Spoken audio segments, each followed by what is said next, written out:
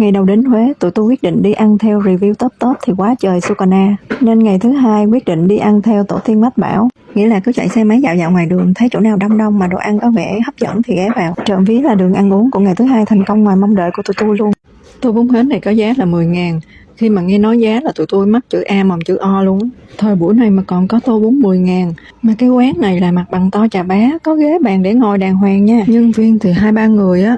Ủa 10.000 rồi người ta lời bắn gì trời. Điều quan trọng là nó ngon đứt lưỡi luôn á. Ở Huế có 5 ngày mà tụi tôi quay đi quay lại chỗ này 2-3 lần luôn á. Quán ở địa chỉ 161 Lê Huân, Thuận Hòa, Huế. Người ta chỉ bán vào buổi sáng thôi, còn buổi chiều tối thì ở đây là quán ốc.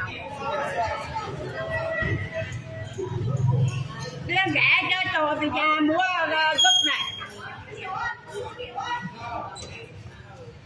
Này Lan, chị cấm được kìa. Mua vậy cứ con té.